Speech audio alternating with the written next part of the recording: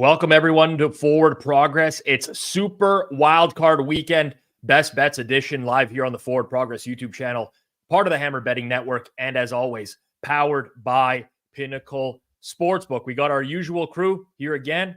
Dr. Eric Eager, top right-hand corner. Suma, bottom right.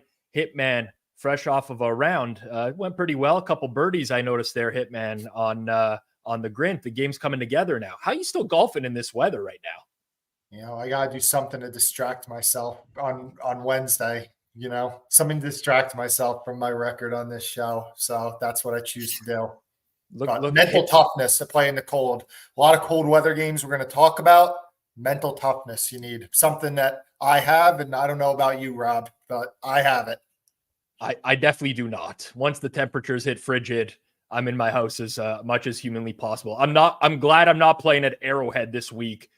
In 0-degree Fahrenheit weather, even worse than that with the wind chill. But we'll get to all of that here shortly. We're going to cover all 6 Super Wildcard Weekend games here on the Best Bet Show this week. Normally we pick 4 or 5 games. There's 6 playoff games. We might as well get to all of them. That doesn't mean we're going to have an opinion on all of them, but we will talk about them and give you our point of view. We'll end the show with a best bet from each of us. And of course, we'll try to make this as forward-looking as possible. Lines have moved. We're giving our opinions based off of the current lines. Now, as always, quick recap of the previous week. After 4 straight weeks of 500 or better, shit hit the fan last week. Eric managed to prevent this team from getting reverse swept.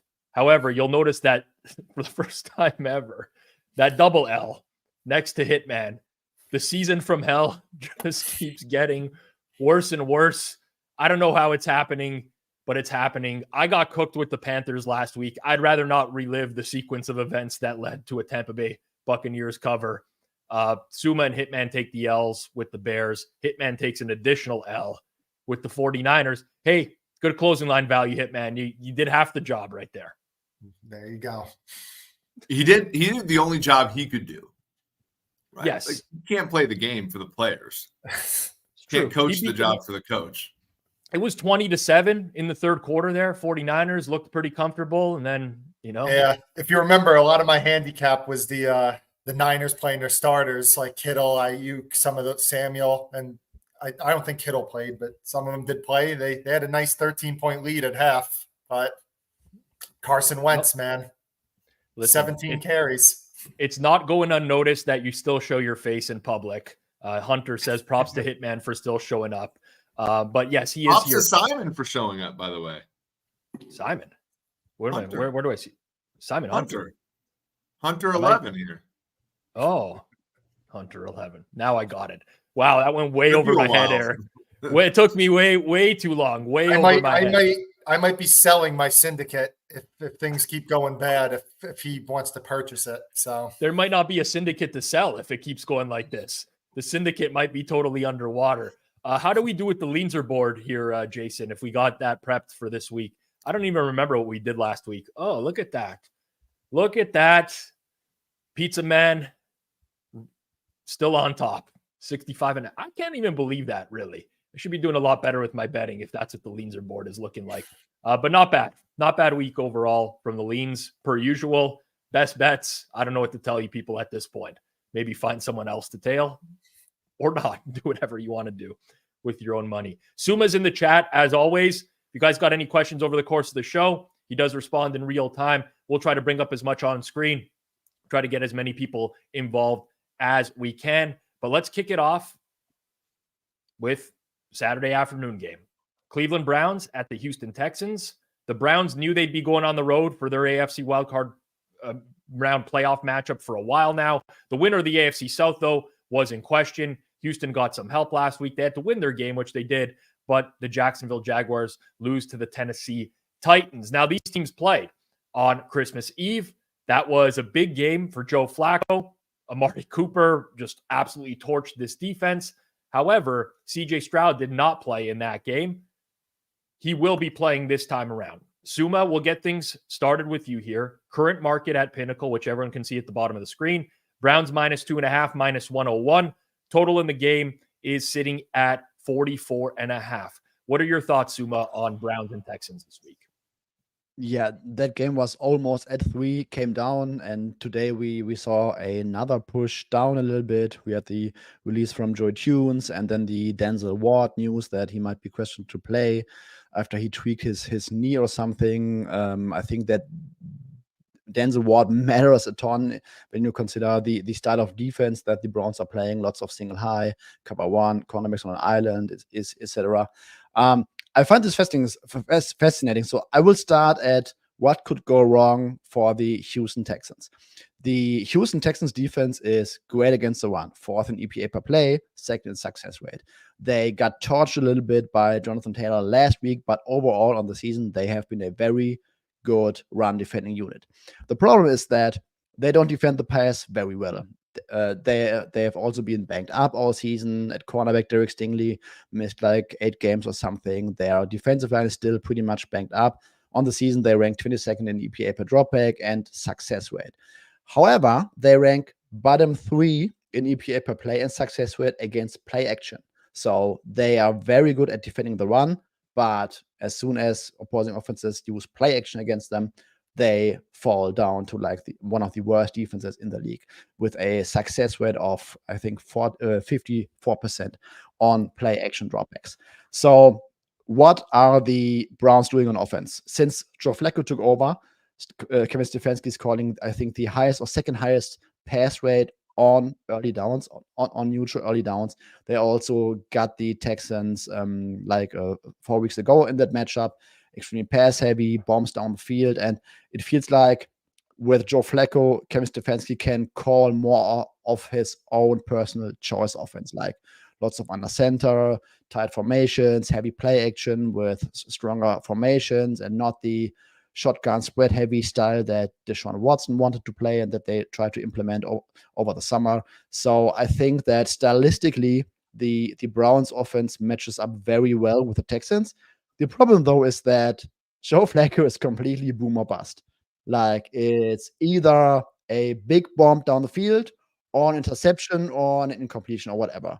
So they are not consistently moving the ball across that Joe Flacco sample size. He had 1 or 2 great games, but he also has thrown tons of interceptions. So there's a lot of variance involved with that offense. And I think that if the Houston Texans get healthy along their defensive line, they might also get the better out of that Browns pass protection unit. So it pretty much comes down to me. Can Joe Flacco consistently move the ball, reduce mistakes, maybe don't throw interceptions? And I think that is what it will ultimately come down to when it comes to how much can the Browns score. On the other side, it's also not that great on paper for the Houston Texans because they are facing arguably the best defense in the league. Lots of single high. CJ Stroud has been very good against single high. I think that comes from the Shanahan coaching tree. Like, they know how to attack cover single high in general.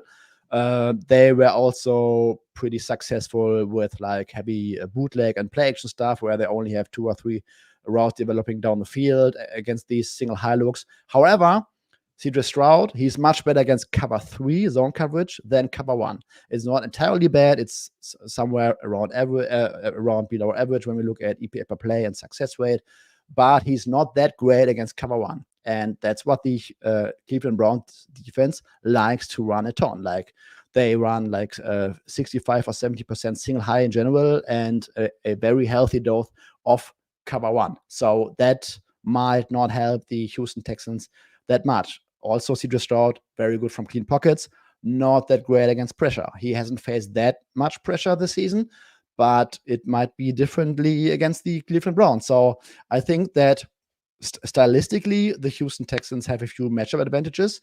That's, I guess, also what has led the line driving towards the Cleveland Browns earlier in the week.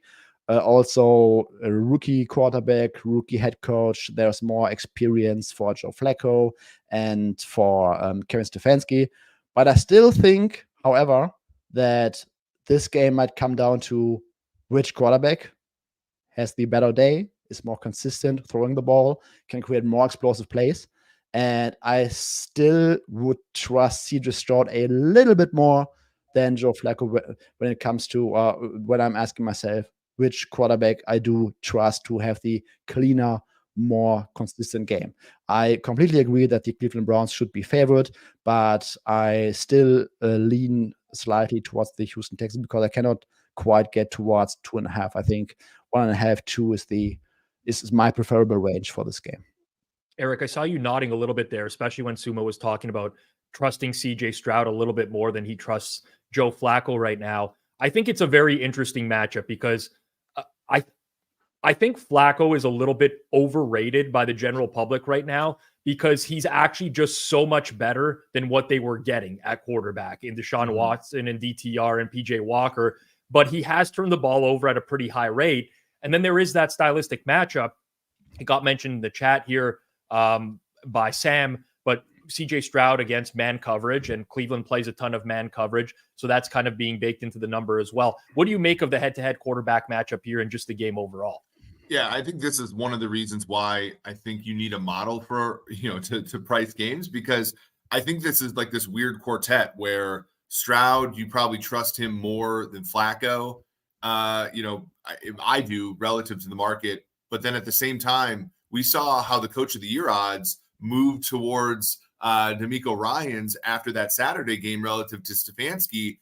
But I trust Stefanski way more than I trust DeMeco. I don't trust DeMeco Ryans / Bobby Sloak to coach their way out of a paper bag in this game. So I sort of look at that kind of quartet, and I have to put that into the stew and look at that as well. I look at the fact that Houston played, by our numbers at Sumer Sports, the third easiest schedule in the NFL, whereas the Browns played the 15th easiest schedule in the NFL. And so I kind of put that around. I agree with Suma. I make this number 1.5. I probably would support a teaser.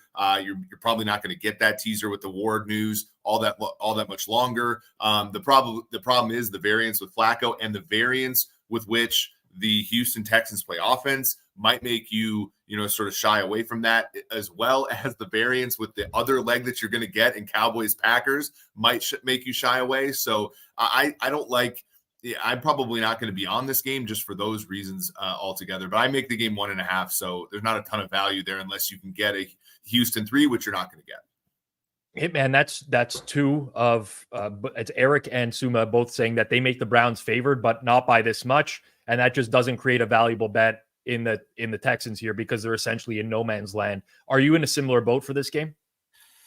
Yeah, when this game first got announced, my first thought was that I was going to be pro Cleveland. And I just thought that Cleveland matched up with them pretty well. CJ Stroud this year is 20th out of 32 in EPA per play against man coverage.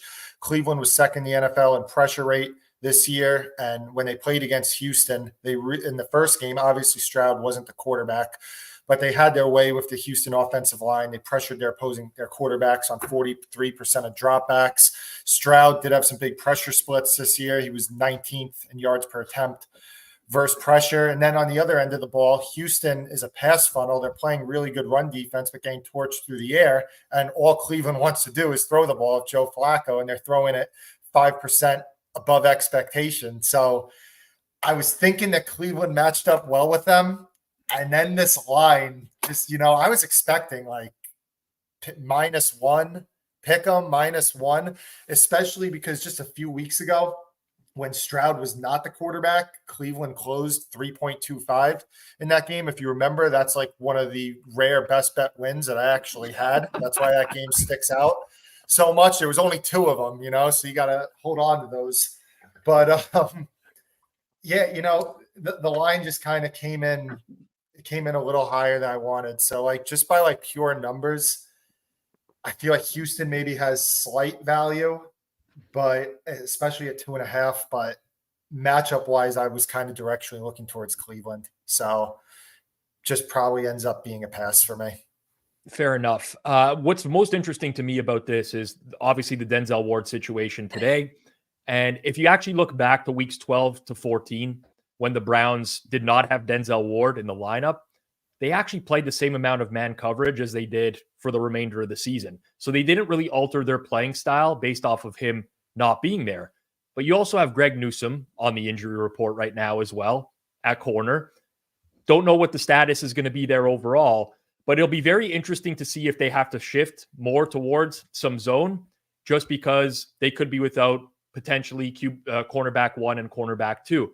Martin Emerson has been targeted a lot when Denzel Ward's not been on the field. He's actually held up in a lot of those spots. If you recall, one was against the Rams earlier this year as well, in a pretty interesting game for, close game for the majority of it. But that to me is the fascinating part of this, is how the injury report ends up playing out.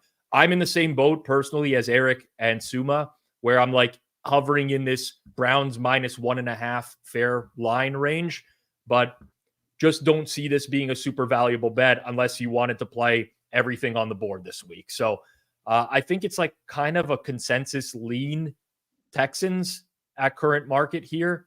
But a question, just a show of hands really quickly. If this line is as is right now and Denzel Ward got ruled out, would you bet the +2.5 Texans? Show of hands if you would. I'd be more inclined to tease them. But yeah. Or take money line. I mean, money line, yeah.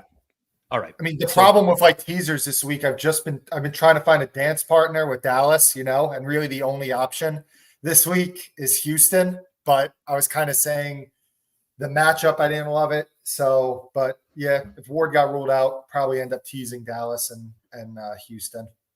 All right.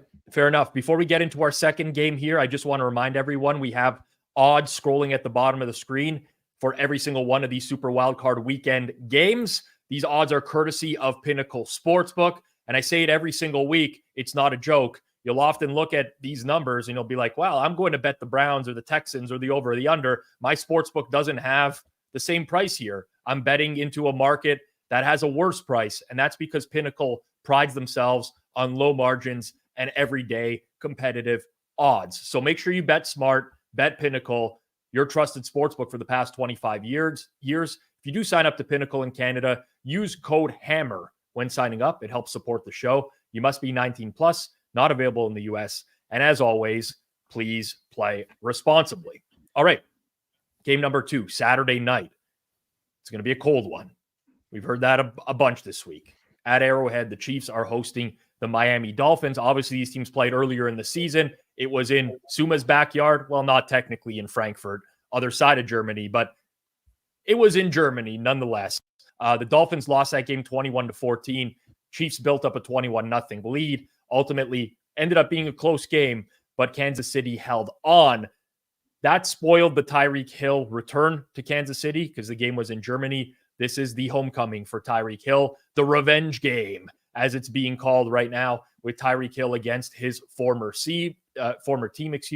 Kansas City wins the AFC West again, their 8th consecutive year doing so. The Dolphins ended the season with a ton of injuries and are going to go into this game with a lot of injury concerns across the board, both in their secondary, offensive line, wide receiver. We saw them this week add Bruce Irvin and Justin Houston to the roster as well to strengthen the linebacking core. So a lot of moving parts for the Miami Dolphins. Eric, we'll start with you here first. Current market at Pinnacle is the Chiefs now up to -4.5. They've been bet out since the early numbers. The total's dropping 44, now juiced pretty heavily towards the under at -117. Presumably a lot of that is because of the temperature in the game and how it could impact scoring. What are your thoughts on this matchup, Eric? Yeah, if I can get a good price on under 44, like basically, flat, like -110 or below, which that was like early in the week at Pinnacle, it was like -105 at times. I consider it last week. Remember I brought up in my best play with under 50 or so on Miami Buffalo, that Miami is a top 5 team in terms of surrendering runs of 15 yards or more to opponents. Last week we were talking on the live stream, James Cook couldn't even get to 15 carries, but he couldn't even get to 30 yards rushing on those 13 carries he got. And I know that their defensive line is injured, but it was injured last week. It's a structural thing for them defensively. I know they have like an immaculate grid defensive line this week, but I still think structurally they're going to be fine. Now, if you look at our Sumer Sports playoff preview, you will notice the Chiefs are 30th in run EPA allowed, which is a problem. However, if you look at the last like 4 or 5 weeks, so from week 14 on, the Chiefs are actually okay in rush EPA allowed. They're like 13th or whatever. So that's not actually that bad. You couple that with the fact that in their secondary, right, L'Jarius Sneed, Trent McDuffie, they give you kind of that inside-outside matchup of a small corner who can match up against the quick shiftier guys with a big corner who can match up against the bigger guys that can match up against really good passing games. And so let's say this thing turns in the Dolphins' direction injury-wise and weather-wise, right? The weather's a little bit better than projected, and the injuries on Hill and Waddle are better than projected. I still think the Chiefs are resilient enough defensively for this thing to go under. The Chiefs' offense, to me, is not going to play well enough for this thing to go over on their accord. It's going to be like whether or not the Chiefs' defense is going to play well enough to stop this. And to me, it's going to be the run game. And I think the Chiefs, with the acquisition of Mike Pinnell, who was on their first Super Bowl team in 2019, in the stead of Derek Nottie, just a little bit every single game, has been enough for this Chiefs defense to be at least not as gooey against the run as they were in the first part of the season. I think that this game plays to the under for that reason, less so than the weather on Saturday night in Kansas City. Good points. I see a few things in the chat along the lines of KC will look good against this defense. Miami defense is swished. Jeez, they're playing Melvin Ingram. Come on. My only rebuttal, and I want to get your thoughts on this, Suma, is that I think there's this expectation that the Chiefs are just going to flick a switch because it's the playoffs. And if we look at their offense over the course of the past several weeks, okay, 25 points against the Bengals. Bengals have a bad defense. It took them a while to separate in that game. Previous week, they lose at home to the Raiders. They can't do anything. Previous home game to that, they lose at home to the Bills. They can't move the ball. They went to Green Bay, who doesn't have a very good defense, in my opinion, and they struggled to put up points there. A home game against the Eagles earlier with the Eagles defense really suffering in the latter half of the year, couldn't score. So we have like this large sample of them just really not looking good on offense, but the expectation is that all of a sudden it's going to flip. I'm curious, Suma, what you think about this game and whether or not you think that Miami's defense has a chance to hold up, or if this is the game where Kansas City's offense finally gets right. I don't think that they can suddenly push any button and they will all of a sudden look like the same old Chiefs. I think that there are too many deep issues, and we might see it in the next round when they play a tougher defense. I think that this week they will be just fine and just okay, and just okay to score enough points to win this game, in my opinion. Because so the Miami Dolphins defense, like this classic Vic Fangio, like they play some single high, but they also play like tons of cover 6. They call like 5% cover 0 blitzes, and he usually wants to put an umbrella on top. And then what the issue was early in the season, that the secondary, Jalen Ramsey came in, and then the secondary was much better connected to the pass rush. So there was much more cohesion. So all of a sudden, teams were not throwing that much to one side of the field, more to the other. Defense or secondary was able to hold up more. Pass rush was able to get home more. And all of a sudden, the whole system worked much better together. So now you take away their top two pass rushers. And Andrew Van Ginkel is also a very good rotational player. So 3 pass rushers. And then Xavier Howard did not practice today. Javon Holland did not practice today. And Deshaun Elliott did not practice today. I think Holland and Elliott are much closer than Xavier Howard. I think that they basically indicated that Howard might not be able to go. So I have him leaning out right now. So we are looking at a Miami defense that is without a pass rush, with 2 backup pass rushers, with issues in their secondary, going against a Chiefs defense offense that can basically pretty much dink it down the field. And I don't think that Mahomes will be put under much stress from the defense. And if Vic Fangio calls the occasional cover 0 or heavy blitz like he did against Josh Allen, I mean, Patrick Mahomes, despite all the issues this season, he's still very good against the blitz, which he has been in his entire career. So I think this is a very good matchup for the Chiefs offense. And I think they will look better this week than they really are. And if they do, I would not be surprised if we are looking at the same old Chiefs from earlier this season in the next one. I think this is a decent matchup. And for the Dolphins, I mean, offensive line is still not very good. Jalen Waddle likely not at 100%, might be on some sort of a snap count, or might be used a little bit more like a decoy. And in these weather conditions against Steve Spagnuolo, basically coming off a bye week, I mean, I don't like all the prospects for Miami. I find it hard to get to this current price, but I still could not bet Miami right now. Michael in the chat says, if Fangio's calling the game like last week, Pat will pick them apart against the blitz, which is kind of what Suma was touching on. Fangio almost never goes cover zero, and we saw some of those looks last week against Allen. Patrick Mahomes against cover zero career, it's pretty damn solid. Very, very strong EPA numbers. So I don't know that we'll see much of that, but if they do have to dial up pressure to get at Mahomes, could be a long evening for sure. Hitman, I want to get your thoughts on the game, but I also want to ask you, as the props guy here, you're much more than just a props guy, so I don't mean to just put it into one bucket, but this is being deemed a weather game, right? You're seeing the total drop, a lot of people talking about historically cold temperature for this game. Is this one of those games that you typically target a lot of the skill position players unders based off of what the market is at right now? You know, it's really changed a lot to where years ago, like even as recently as like 2-3 years ago, like you could wait for the weather report to materialize a little bit and then look to play some unders. Once like game day, you pretty much know what the weather is going to be like or something like that. Honestly, like with this game, these numbers have kind of already gotten suppressed 2 days out. And especially for the next game we're going to talk about, the Buffalo-Pittsburgh game, like those numbers, like Mason Rudolph and Josh Allen right now are like 30, 35 yards lower than what a normal game would be.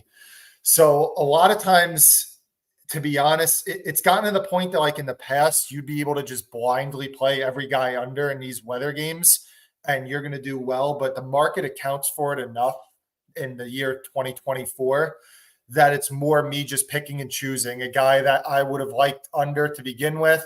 Yeah, the number's a little bit suppressed, but maybe not suppressed enough. So that's kind of where I'm at. I definitely think that this weather, although like the wind is going to be nothing crazy, when you do get to freezing cold temperatures like this, like with the wind chill, it might be like negative 25 degrees or something like that. It does affect these offense in this game. So I do consider this, despite the wind not being anything crazy, I do consider this a weather game that it's hard for me to play mini overs in this game. We'll put it like that. I think I was talking to Eric yesterday and I asked him, shout out to him, because I was asking him, I was like, what do you think the Chiefs wide receiver rotation is going to be like going into the playoffs? Every week it's such a mystery trying to figure out what it's going to be like for the prop perspective. And Eric did say, he was like, you know what? I don't think Kadarius Toney probably plays much. Hardman probably in front of him. Andy Reid just now announced that Toney's probably going to get very limited snaps if he even plays. So I think some McCole Hardman stuff may be worth a look. He has playoff experience with them. He played 100% of the snaps last week, and they said that was to ramp him up for the playoffs. So maybe worth a look on some Hardman stuff. As far as the game goes, you know, the situation, it's so pro Kansas City. The injuries are so pro Kansas City, but it's Thursday NFL during the playoffs. Like it's baked into the line. Kansas City at -4.5. It's baked in. As good of a situational and injury spot that it is. So nothing much for me on that. For Mecole Hardman, just taking a look right now at Pinnacle, his receiving yardage total for the week is 12.5. So not much in terms of expectations there. And that's pretty much a market consensus price at this point. He's in the 12.5 receiving yards range. Personally, I cannot trust my number in this game. There's just too many moving parts for Miami right now. Subjectively, it feels to me like it's too many points, but the issues with the defense are there. And it could be one of those games where Kansas City doesn't even look that good and they still find a way to get the job done. Overall, Spagnuolo will have some different looks for Tua Tua last week, honestly, did not deal with some of those looks very well. Looks like he had predetermined his target long before he was going to even throw the ball. So we'll have to see how the wide receiving core, O-line, defensive injuries all play out for Miami. Very, very challenging one for Sunday night. We'll get into our third game here. As a reminder, if you enjoy our content here on Forward Progress, don't forget to hit that like button down below and make sure you're subbed here to our YouTube channel. If you're listening to this after the fact in podcast form, kindly leave us a review if you enjoy our content. Your support does mean a lot to us, helps us grow our content. So smash that like button down below. Make sure you're subbed here on Forward Progress. Let's move over to Sunday. Early game. It's the Bills hosting the Steelers. It was at one point a disastrous season for the Buffalo Bills. Now they're the number 2 seed in the AFC. It's funny how the NFL changes and evolves over time, but Buffalo played very well down the stretch, ultimately beating the Dolphins last week to secure the AFC East. The Steelers, on the other hand, they needed some help, but they got the job done. They beat the Ravens backups, kept their playoffs hopes alive. The Jags lose to the Titans, and now we're here with the Bills hosting the Steelers. Weather implications in this one as well.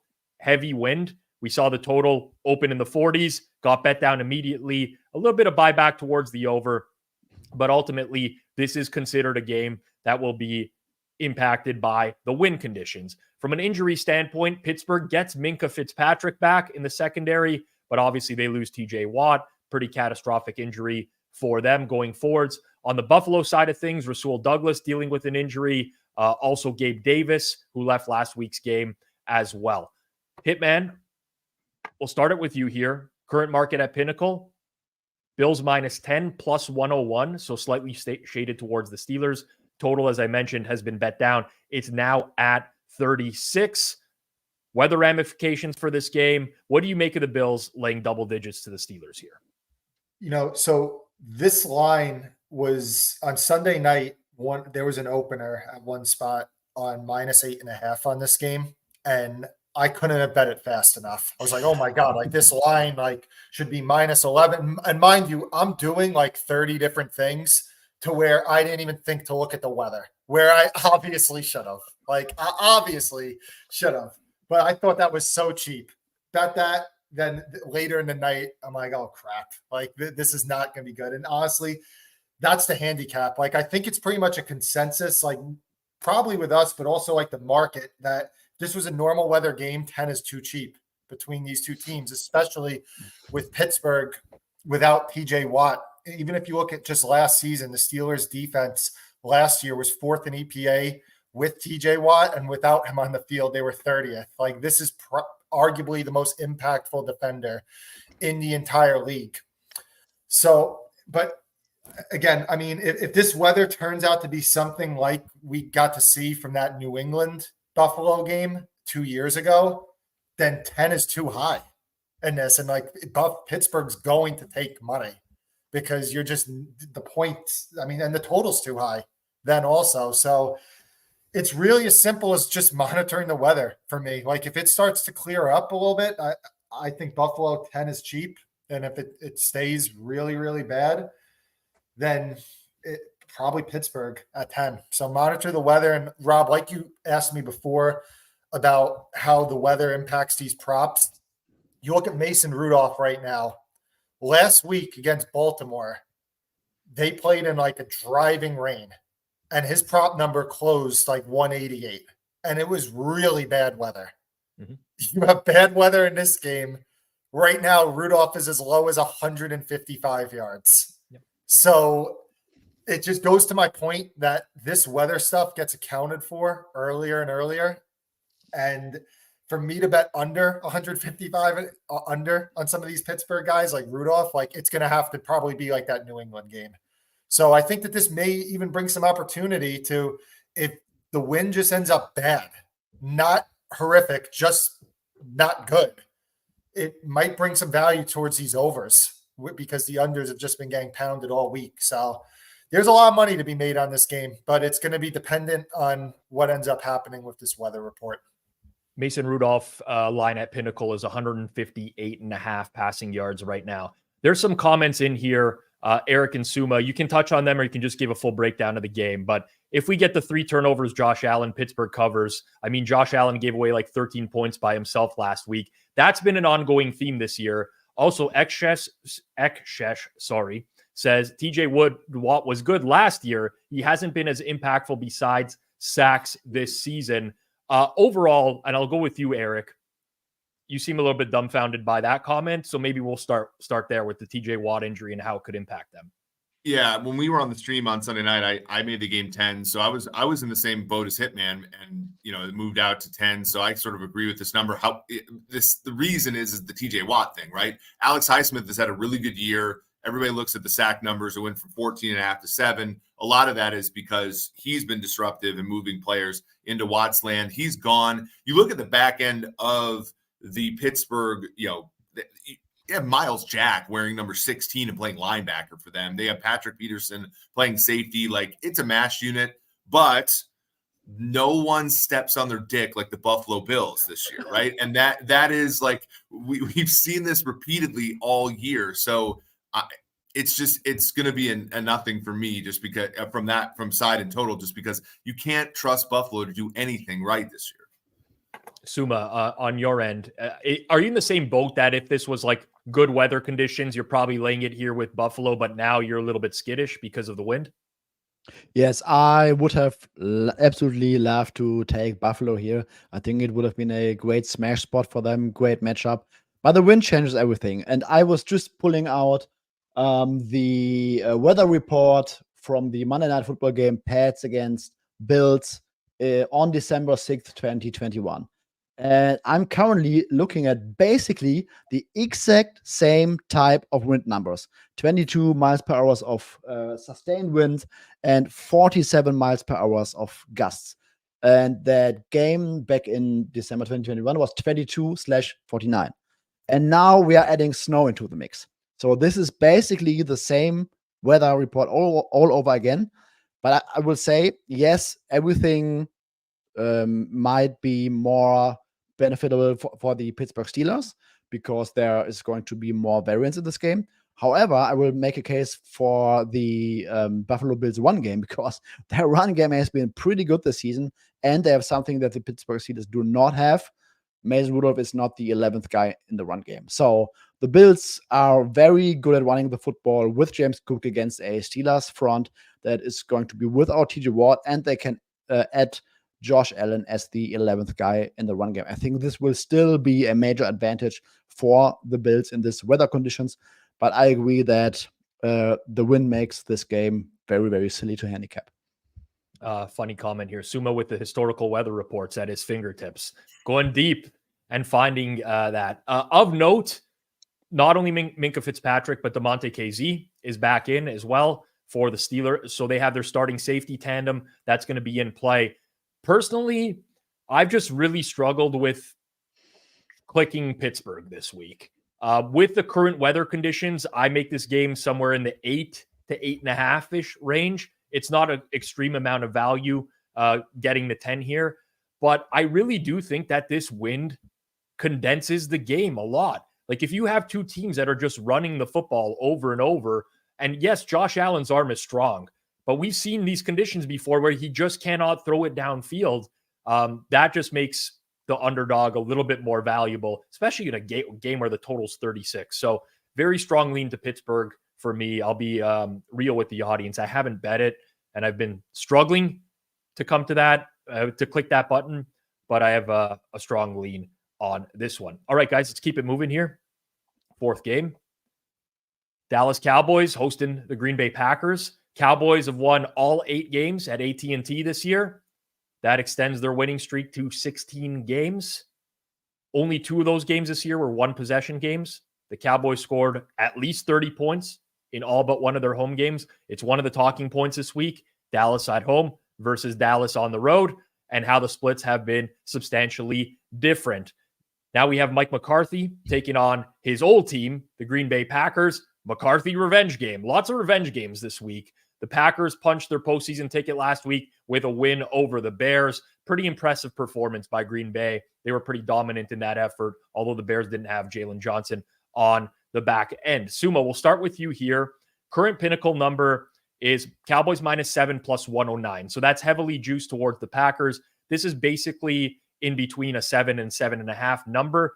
The total sitting at 50. Do you think the Cowboys' home dominance is going to continue here, Suma, or you think the Packers are a live underdog in this game?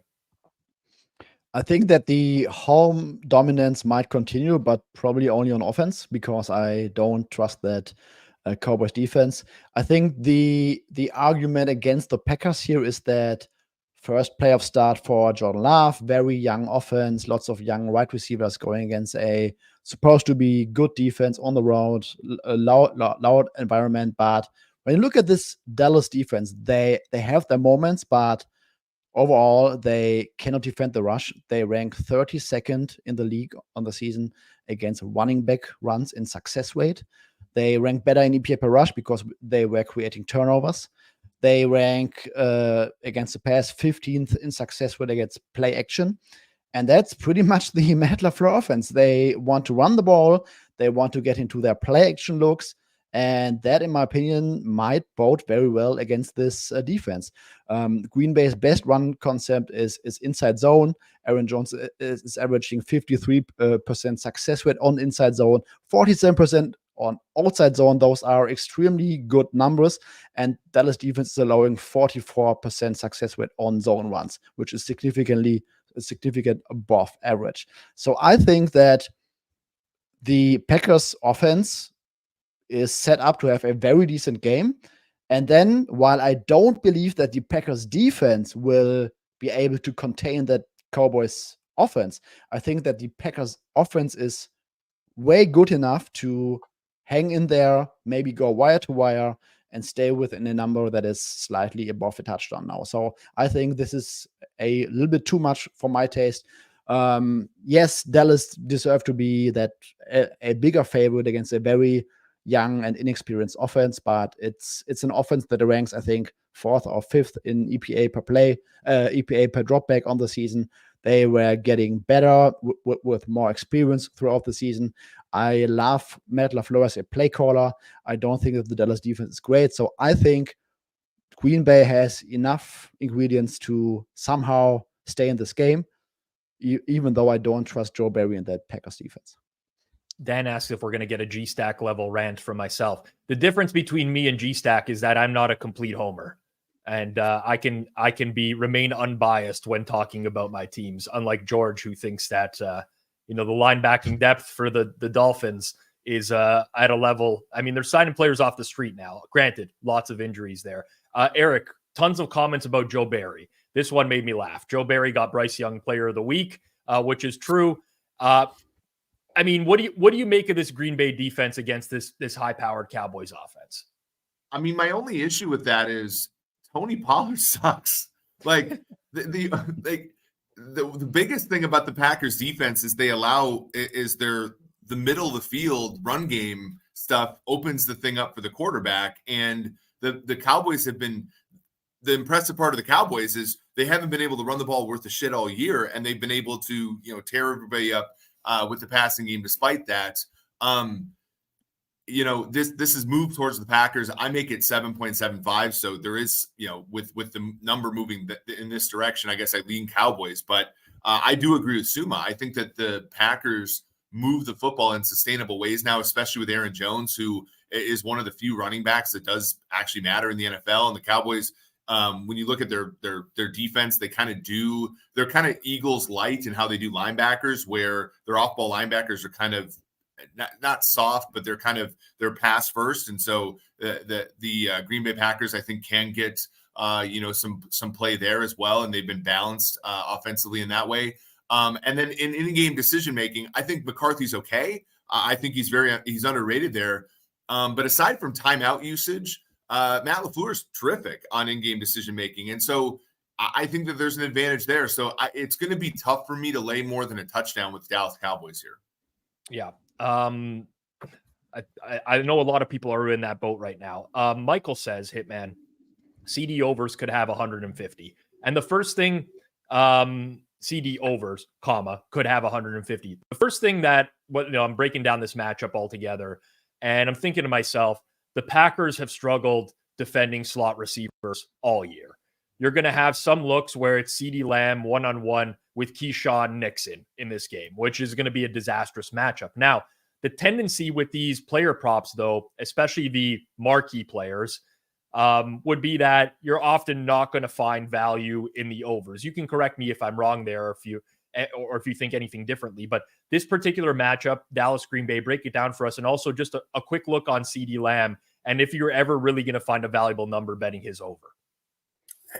It's very rare, personally, that I'm betting on a lot of the big name players, just because it's just so much easier for sports books to price these guys. Because a lot of times, like when I'm looking at price props, I'm looking for stuff like role changes, target share changes. Like this player has a better target share with this wide receiver 2 injured, stuff like that. And CeeDee Lamb's just a guy that's been consistent pretty much all year. This has been his number. I will say that a lot of times these star players tend to get inflated for these playoff games because you're getting more and more public money that starts to come into these prop markets. Whereas during the regular season, and there's 16 games, it's just not as much prop volume that gets put into just one single game. And like with something like CeeDee Lamb, a lot of these books probably get over flooded sometimes with a lot of over money. So, but I will say, you said that Keyshawn Nixon will be covering CeeDee Lamb. I mean, are we sure that they're not going to have freaking linebackers covering CeeDee Lamb in the slot? Like, you never know. You never know. Like the Packers play a high rate of cover 3, but they mix in a lot of these random man coverage looks where it makes no sense which player covers who. Yeah. I will say, if you're looking at one guy that maybe you end up playing an under, maybe closer to post, Jake Ferguson has I believe a 9% target share against cover 3, which we said is the primary coverage that Green Bay's running. So maybe a Jake Ferguson under is what we look at. And CeeDee Lamb, I'm probably not going to have much involving. If I did play under, I'd be scared as shit. Let's put it like that. As far as the game, though, I echo everything that Suma and Eric said. Green Bay's offense since week 9, they're 3rd in EPA per play, 3rd in yards per play, 4th in scoring, drive percentage. And they're finally getting healthy. They weren't even healthy during this stretch, and now they might finally have Christian Watson maybe comes back, plays his 40% snaps or whatever he ends up playing. Luke Musgrave now gives him a pretty good 1-2 punch at tight end with Tucker Kraft. I would have Green Bay, especially at 7.5 earlier, was the side I was considering. Same with me. I think a key name to watch in this game is Jonathan Hankins, who's a defensive lineman for the Dallas Cowboys. When he's out, the run defense has gotten significantly worse for them. They drafted Mazai Smith out of Michigan this year, hasn't done much. I'll just be very upfront with people. As a Cowboys fan, I'm scared to death of this matchup. I think the Packers, when they play their complete game, are a lot better than people give them credit for, especially offensively. I also... the Cowboys defense has like an appetite for risk, and Green Bay will take these downfield shots. They're not just a team where everything is underneath. Jordan Love has a lot of air yards this year. He attacks downfield. So I'm very curious to see what happens here. Personally, if I had to play anything in this game, I think the total is a tad low. I do expect Dallas to be able to score in this game. They're a heavy passing offense. Jair Alexander is great, but outside of that, Green Bay just doesn't have the defense, the secondary that can cover Dallas's weapons overall. I think ultimately the Packers are forced into a game state where they have to keep pace as well and take shots downfield. So I think 50 is a tad low on the total here, but I'm just hoping, fingers crossed, guys, for a Cowboys win because playoff football, I need it. I need it. I don't need Mike McCarthy getting fired and Bill Belichick getting hired to replace him. That's not what we want happening this week, which is a very Cowboys thing to do. All right, before we get into Sunday night football here, for those of you who are interested in some more general betting discussion, I have an interview dropping at 4 p.m. Eastern time today over on the Circles Off YouTube channel with Taylor Cabby. Taylor Cabby is a former pro poker player, but he is now the CEO of Establish the Run. ETR, very much known for their prop projections in market and a lot of fantasy advice. I thought it was a really interesting discussion. I'm not just saying that. It was solid. So we got through a ton of topics. If you're interested, Make sure to check that out on Circles Off on YouTube later today. If you're not sub there. And if you want to listen in audio form, we do release it on Apple Podcasts and Spotify as well. Link is in the chat posted as well. The Detroit Lions, guys, are hosting a playoff game for the first time in 30 years, if you haven't heard. It's been a long time. And they are greeted by a very familiar face in Matthew Stafford, obviously having played with the Detroit Lions from the years 2009 to 2020. On the other side, got another type of revenge game. It's current Lions quarterback Jared Goff facing his former team and his former head coach in Sean McVay. All the storylines are there. This is kind of the matchup that everybody wanted to see for these exact reasons. Current market at Pinnacle on this one. Lions -3. Evenly juiced both ways. Total 51.5, juice towards the over. Hitman, all of those early 3.5s got taken out. Do you think there's still a bet to be made here, or do you think that the price is too far gone in this game? Yeah, I was hoping that the 3.5s lasted till we had our best bet and I could give out another loser probably. But yeah, I like the Rams at 3.5 at 3. I think there's very little value still left. This Rams offense, like they've averaged 6.7 yards per play this year when they have their guys on the field. And when I mean their guys, it's Stafford, Kyron Williams, Puka Nacua, and Cooper Kupp. Like just for context, that's 0.1 better than San Francisco, who has one of the best offense in the league. The Lions pass defense, they're 25th in EPA. Like we know that this is a defense that has been exposed and they've gotten worse throughout the back half of the season. I think that Sean McVay being familiar with Jared Goff is something that maybe isn't being talked about enough. Like, remember when Goff was the quarterback there, like how there was all that talk about how McVay's talking to him into the headset until it gets to like 15 seconds and telling him what the coverage is and everything. I can't, it's very hard for me to think about like another coach that knows a quarterback and knows his weaknesses. Like Jared Goff, as solid as a quarterback as he is, like he does have weaknesses that I think can be exposed. I feel like Sean McVay is the perfect coach that could expose that. On the other side of the ball, like this Rams defense, we knew coming into the year that it was going to be a process with them because they were just so young. And they got a lot better as the season went on. They finished 18th in EPA for the season, but they were 13th since week 11. It just makes sense that a young defense with a lot of 4th-round rookies, 5th-round rookies, they're going to continue to improve throughout the year. So, you know, I'm high on the Rams. I think that they're close to this Lions team as far as power rating. Now, I will say that the Lions are going to probably have arguably the biggest home field this entire week, probably along with Kansas City and those frigid temperatures, because this crowd, I mean, the cheapest seat right now is $600. Kanish made sure that he let me know when he told me my Rams bet was stupid, how big the home field was going to be for Detroit.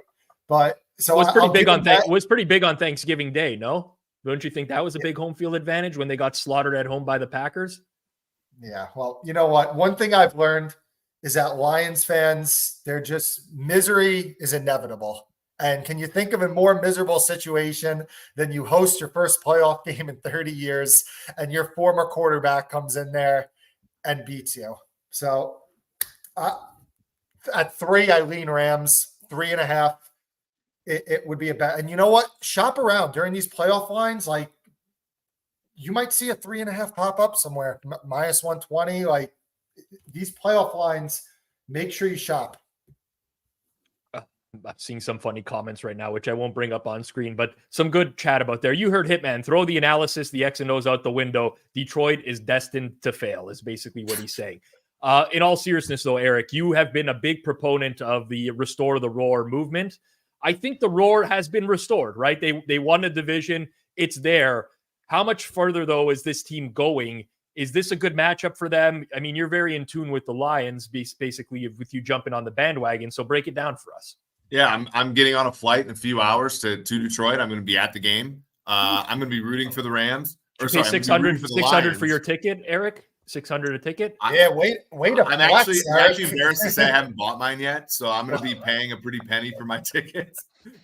So here we go. I'm going to like this shows you I can be unbiased. I'm rooting for the Rams. I'm rooting for the Lions, but Rams +3 up to minus 110 is, I think, the right side. I look, the Jack Campbell, the first round pick of this football team, this middle of the field. If you go to the Sumer Sports playoff preview, they're bottom third of the league and covering the middle of the field. Like I just think Puka Nacua, Cooper Kupp, Matthew Stafford, middle of the field for the against this Lions defense. The other part is like Sammy Ports, as we've come to call him here on the Hammer Betting Network. Got himself hurt.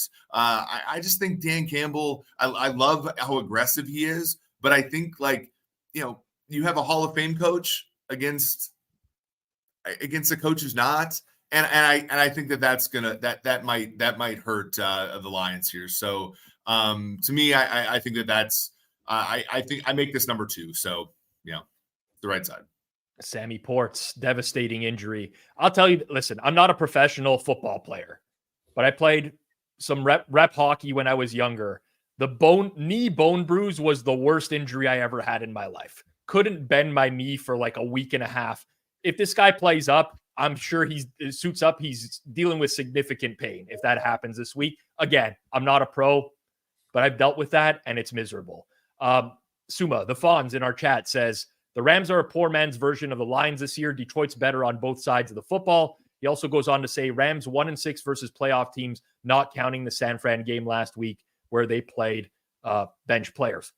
Any of this matter to you? And do you agree with any of those statements? Well, I think that the Lions and Rams are probably closer together over the course of the season than some people might think. I just pulled out the Kyren Williams splits with and without Kyren Williams on the field. So with him on the field, just being on the field in the formation, the Rams are averaging 0.16 EPA per play and a success rate of almost 48%. Only the 49ers rank better on the whole season. Without him, and I excluded the Packers game where Matthew Stafford didn't play and the Week 18 game where obviously Kyren Williams did not suit up, but they also didn't have a real quarterback. So minus 0.153 EPA per play, success rate sub 40%. So for whatever reason, Kyren Williams is the guy, and the whole offensive system seems to be working very well when he's in the formation. And the Lions have a phenomenal run defense when you look at like average run defense metrics. But there's one run concept where the Lions defense is giving up a 42% success rate. And that's exactly the kind of run concept that the Rams are the best at and run the most, which is man-duro concepts. Kyren Williams is averaging a whopping 0.11 EPA per play and a 50% success rate on man-duro concepts. And the Lions defense is giving up a 42% success rate on those ones. So I think that's the way for the Rams offense to move the ball on the ground.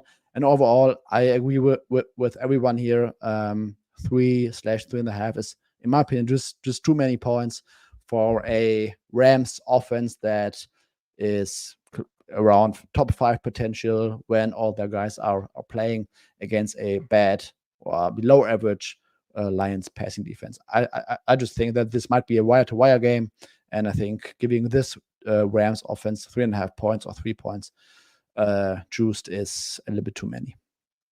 I'm with you guys. I can't really add much. A little bit concerned about the Lions. I think there's some good points about the fact that the offensive line, when they've been together this year for the Lions, has performed really well. But I just see these teams being very similar.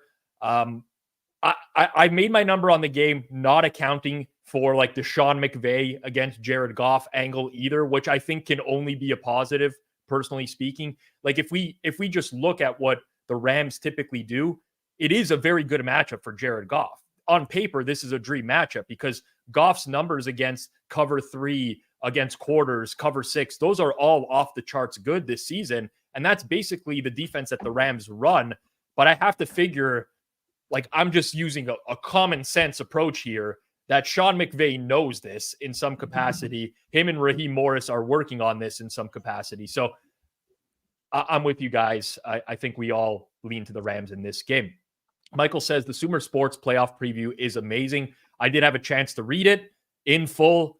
It's a lot, but it's actually amazing. And a lot of people in the chat are echoing that as well. It's completely free. You can get it at sumersports.com. There's a download now button right at the top of the screen. I would highly encourage you to check that out if you haven't already. Another creator here at the Hammer and Forward Progress as well is Cleve TA. He also put out a free playoff preview, which I would suggest reading as well. You can get that at cleveanalytics.com.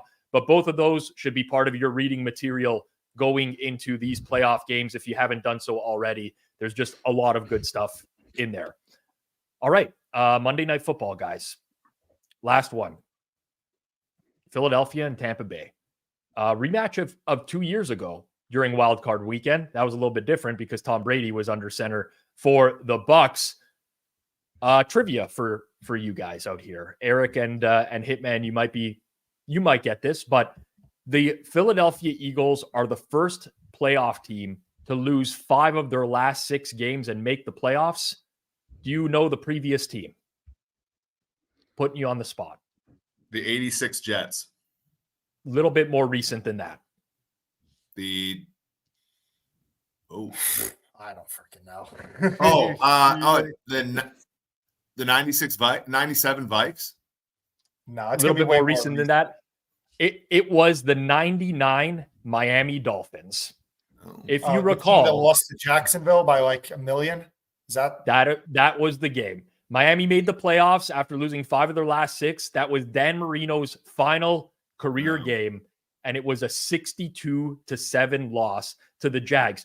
I'm not suggesting that that's going to repeat, people, by the way. Just want to throw it out there because the Eagles did really falter down the stretch here. The Bucs, on the other hand, they were offering some good prices to win the division about a month ago, and they ended up going out and doing that. Lots of moving parts for this game, and mostly within the Philadelphia Eagles. Jalen Hurts comes out today and says he hasn't thrown a ball yet this week. He dislocated his middle finger. Everybody saw the shot of him giving the middle finger last week and it not looking too good. We have A.J. Brown banged up. We have Devontae Smith banged up. We got Darius Slay banged up in the secondary. So a lot that we don't know as of now. Market has this game, Tampa Bay getting 3, -115. Total in the game is sitting at 44 in this one as well. Eric, I'll start with you here for Monday Night Football. What do you make of the matchup between the Eagles and the Bucs? Yeah, I think you can only really be on the side of the Bucs here in this game. I know that the Eagles are really good on both sides of the line of scrimmage, and they still are, and that goes a long way. But you know, they haven't been able to tackle for a month and a half. They haven't been able to cover anybody for a month and a half. The Bucs have 2. And Chris Godwin has come a long way. His target share has gone from about 20% to 28% over the past month or so. He's come on really well, which is staved off a little bit of the regression from Mike Evans, who's been mostly brilliant all year. Rashad White's been really good in the passing game, which is really going to do well against the kind of really bad linebackers that Philadelphia's got. Baker Mayfield looked to come out of last week's game healthier than he came out of the previous week's game. So I don't know if Tampa Bay wins this game, but I think if you can grab the 3 there, I think it's better than obviously laying the 3 with the Eagles. Suma, pick this one up here. Eagles and Bucs, your general thoughts. I don't like the Eagles. I think they are pretty much limping into the playoffs. Today, there was a tweet that Jalen Hurts has not thrown a single ball since injuring his middle finger on Sunday. We don't know about the extent. If there was anything with that throwing hand, this is bad for the Eagles. The Eagles look kind of confused on both sides of the football, like they cannot defend anything. Darius Slay, if he plays, he might not be 100% coming off a small surgery, I think 3 weeks ago. Baker Mayfield is banged up, yes, but I still think that the Bucs somehow should be able to score some points on this Eagles defense. The Eagles are worst in the league in sack rate on third down with that defensive line. So there's something fundamentally not working for this team. On offense, season-long numbers, Jalen Hurts against the blitz, not bad at all. But in recent weeks, there were some situations, especially against Wink Martindale last week, where they had zero answer against the blitz. Guess what? Tampa Bay, Todd Bowles blitzing at a 30% plus clip. I think this will make it very tough on the Eagles, banged up at wide receiver. And so if you would tell me, hey, this is the game where the Eagles will push a button and somehow play up to their standards, we able to run the ball, lean into what they're good at, Jalen Hurts playing better, I mean, okay, but this current state of the Eagles is a very, very bad defense with a struggling offense, and I like the Bucs at the current market. Hitman, that's two leans towards the Bucs, and just like generally speaking, being down on the Philadelphia Eagles. Are you in the same boat? I would lean more towards the under. So I know Suma brought up Jalen Hurts against the blitz, and we know Todd Bowles is going to blitz the hell out of him. Hurts was 20th in EPA per dropback against the blitz. You obviously have this injury now with who knows how it's going to affect him. You have the A.J. Brown being banged up. I mean, I've personally heard that A.J. Brown will probably be fine, and that Devontae Smith is the guy that may be a little bit more worried about. And you see so often with especially skill position players that rely on quickness like Devontae Smith does, like a high ankle sprain to come back this quick, like it's derailed a lot of players' seasons, specifically a guy that relies on getting in and out of breaks quick because, I mean, what is he, 5'10", 185 pounds or something like that? So I think Smith, I know he said he's going to play, but it's just, again, who knows how effective these top guys are for the Eagles in this game. And then you go to Tampa Bay, and Baker Mayfield last week against the Panthers threw for 4.3 yards per pass attempt and 137 yards. I don't know how you lost that bet on Carolina, Rob, like you said, but Baker, and this has been a guy, like he's playing really banged up also. And this has been a guy, like, what did we say about when he played in Cleveland and he was really banged up and he was super ineffective in his last season there? We're like, oh, he probably hurt himself and he hurt his value in the league by playing so injured. He's obviously a really tough guy, but he's just not good enough to play at a high level while playing banged up. So I think these injury concerns are noteworthy for both offenses in this game. So I would lean towards under 44.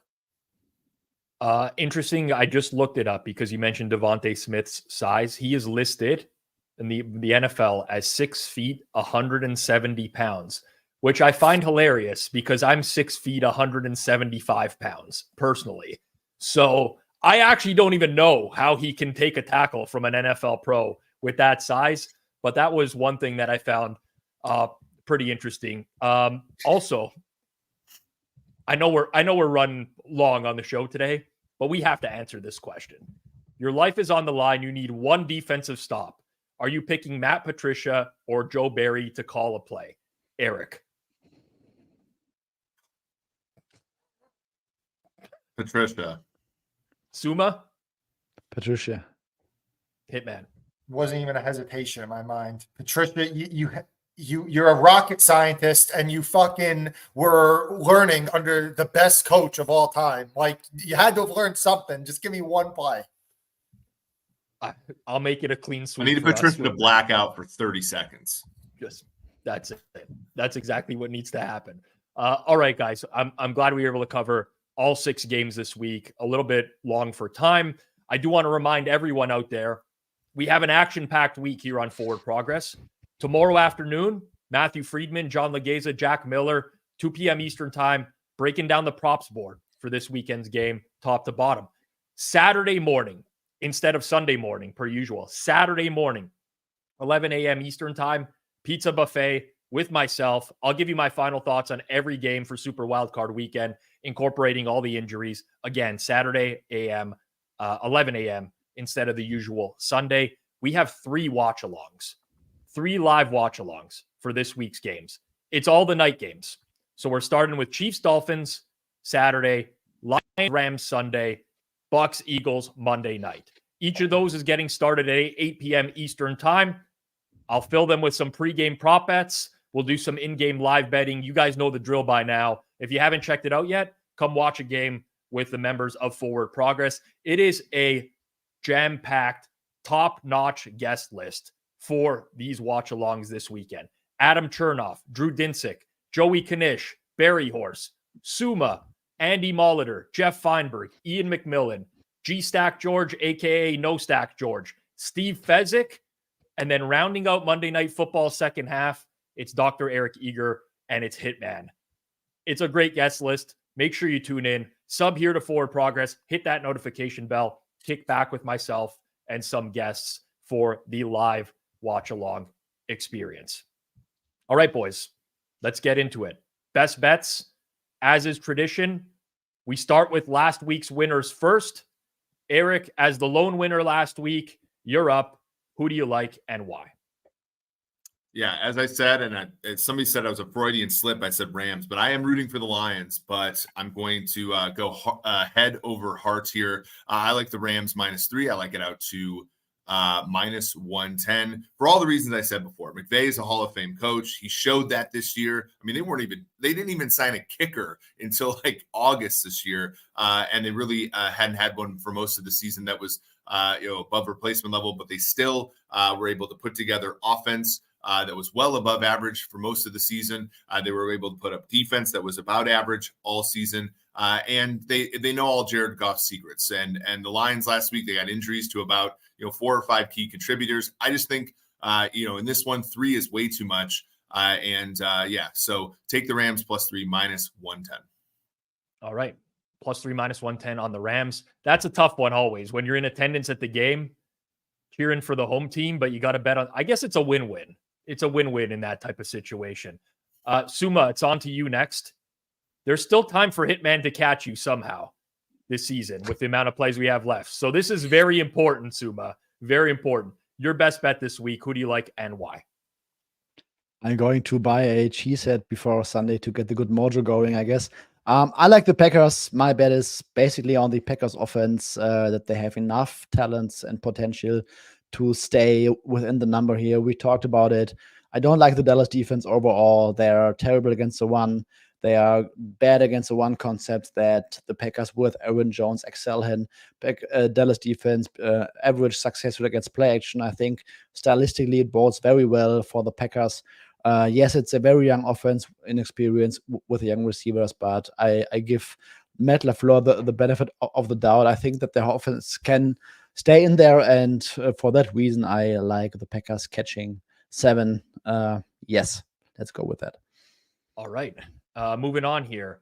Hitman, since you went 0-2 last week, I'm going ahead of you because I only went 0-1.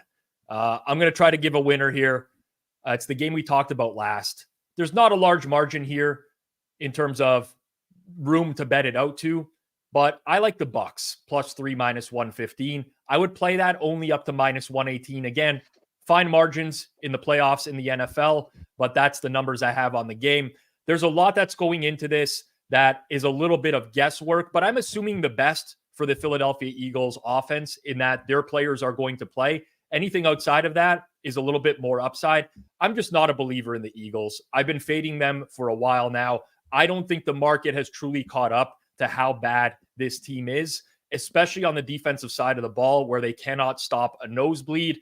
The Bucs will try to run the ball. We know that they're going to do some things on first and second down that will drive us crazy. But if we look down the stretch here, especially since Matt Patricia has taken over for the Eagles, the run defense has really been an issue for them as well.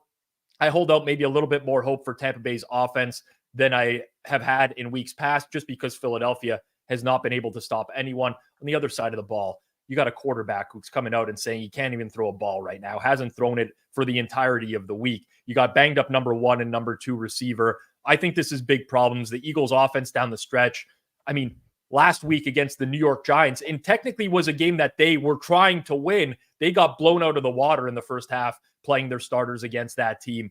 I just can't get to the number here. So I'm taking the Tampa Bay Bucks +3 -115 as my best bet. And we're going to end it off here with Hitman. And we're going a little bit different this week. I told Hitman he doesn't really like the games. And that's fair. That's fair. Doesn't have strong opinions on the games, but he does have an opinion on a prop. And we're going to let him have it. When you have 2 wins on the season, we're going to let you give out a prop. Hitman, what are you giving out and why? All right. It's a new season. We're 0-0 right now. Let's start fresh. We're going with a prop. If you want me to pick a game next week, Venmo me. I'll give you DM me, Venmo me. I'll give you my Venmo. Whoever sends me the most money, I'll pick against your team or that week, so your team can win. I'm going to take CJ Stroud under 245.5 passing yards. So Cleveland plays the second most man coverage in the NFL, and Stroud this year, as great of a year as he had, 20th out of 32 quarterbacks against man coverage and EPA per play. Cleveland also was second in the NFL in pressure rate. CJ Stroud, as we mentioned earlier, was a little bit more sensitive to pressure than the average quarterback this year. Cleveland, when they faced against Houston's offensive line earlier in the season, without Stroud wasn't the quarterback, but they were able to pressure their quarterbacks 43% of the time. This line closed in the high 250s last week, and that's against the Indianapolis Colts, who, like, when you're playing quarterback overs, the Colts were this year one of the top teams that we would look to play overs against, just because of the play volume that you would get against them, along with just how bad their defense was. I don't think this number is adjusted enough from last week. And let's be honest, last week I bet the over against the Colts on CJ Stroud's passing yards. Like, I got very lucky in that, where it took an end of a game drive where Stroud had some ridiculous completions. One of those to Nico Collins on the right sideline on 3rd and long. It was a lucky win. And I just think that the loss of Tank Dell is catching up to Houston a little bit. Noah Brown being banged up in this game, Robert Woods being banged up in this game. Your only real legit weapon right now in the passing game is Nico Collins.